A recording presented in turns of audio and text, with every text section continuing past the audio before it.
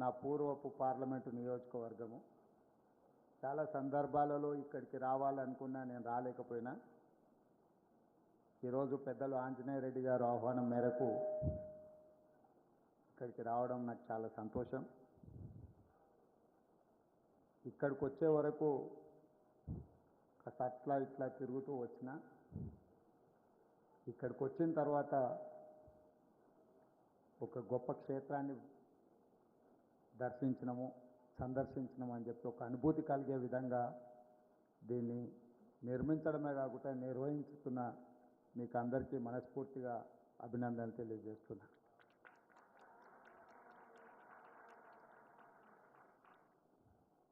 నిర్వహణ అనేది ఒక గొప్ప కమిట్మెంట్. నిర్మించడం అనేది ఎవరైనా చేయడానికి అవకాశం ఉంటుంది. 10 రూపాయలు ఖర్చు పెడితే కన్స్ట్రక్షన్ అనేది it is not that big deal. But maintain చేయడము, వీటిని నిర్వహించడం అనేది చాలా గొప్ప విషయము. ఇక్కడికి వచ్చి ఈ వాతావరణము ఇవన్నీ చూసిన తర్వాత చాలా గొప్ప అనుభూతి. ఒక వ్యక్తి అన్నీ ఉండి, రాజ్యం ఉండి, అధికారం ఉండి, వీటన్నిటిని కాదని 29 సంవత్సరాల వయసులోనే శాంతిని సాధించాలి, శాంతిని బోధించాలి, సమాజానికి మేలు జరగాలన్న గొప్ప ఆలోచనతో గౌతమ బుద్ధుడు కలిగిన జ్ఞానోదయంతో గయా బిహార్లో మొదలుపెట్టిన ఈ కార్యక్రమం దాదాపుగా 2,500 సంవత్సరాలైన ఈ ఒక గొప్ప సిద్ధాంతంగా ప్రపంచానికే ఆదర్శంగా నిలబడ్డదంటే అతని ఆలోచన ధోరణి, అతను తీసుకున్న నిర్ణయాలు చాలా గొప్పగా ఉండడం వల్ల ఈరోజు మనమందరం, మీరందరూ ఒక శాంతి సందేశాన్ని గౌతమ బుద్ధుడి ద్వారా అన్ని మతాలను కలిపితే బౌద్ధ మతం అనే విధంగా ఈరోజు మనందరం భావిస్తున్నాము. ప్రధానంగా గౌతమ బుద్ధుడు బోధించిన బోధనలో నాకు ఇష్టమైన లైను, ధ్యానాన్ని ఒక పనిగా చేయడం కాదు, ప్రతి పనిని ఒక ధ్యానంగా చెయ్యాలి అని వారు ఏదైతే సూచన చేసిందో అందులో చాలా తత్వం ఉన్నది, చాలా బోధన ఉన్నది.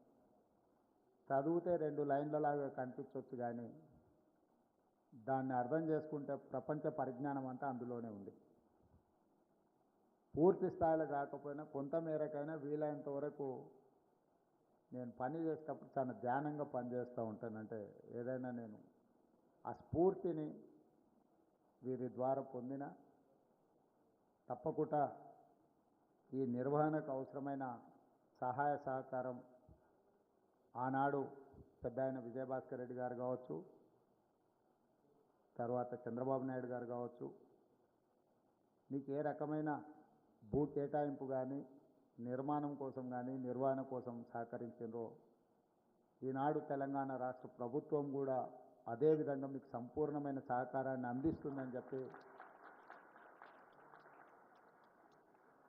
ధ్యాన మందిరం కోసం కొంత ఆర్థిక మద్దతు అడిగిండ్రు. తప్పకుండా రాష్ట్ర ప్రభుత్వం నుంచి స్పెషల్ డెవలప్మెంట్ ఫండ్ నుంచి మొత్తంగా రాష్ట్ర ప్రభుత్వమే భరిస్తుంది.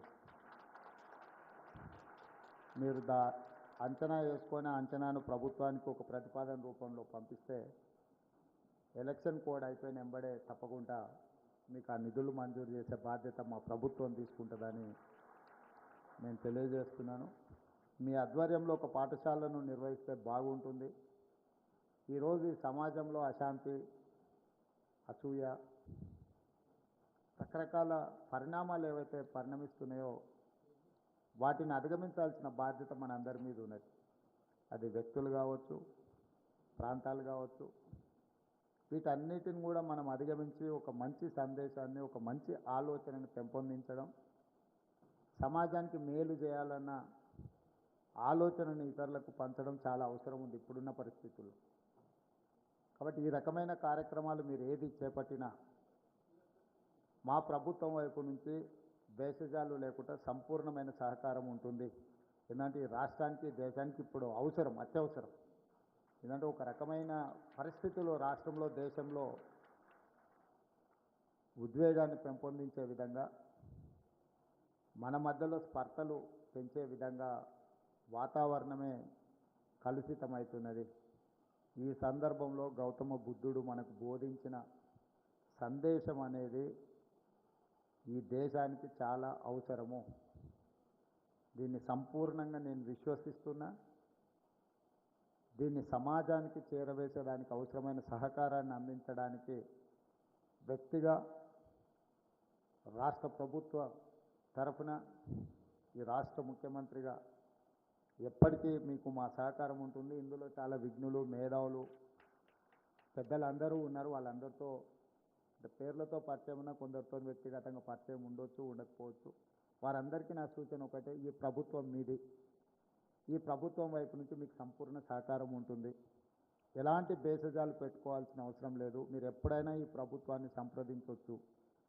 ఏ కార్యక్రమం తీసుకున్నా ప్రభుత్వం వైపు నుంచి సహకారం ఉంటుంది. కాబట్టి భవిష్యత్ ప్రణాళిక కూడా గొప్పగా ఏదైనా కార్యక్రమాన్ని దేశం మొత్తాన్ని ఇక్కడ ఆహ్వానించి నిర్వహించడానికి ఏదైనా కార్యక్రమాలు ఉన్నా కూడా మీరు వాటిని ఆలోచన చేసుకొని ఆ ప్రతిపాదనని ప్రభుత్వం దృష్టికి తీసుకురండి. తెలంగాణ రాష్ట్రంలో బౌద్ధ భిక్షువులకు గౌరవం ఉంటుంది.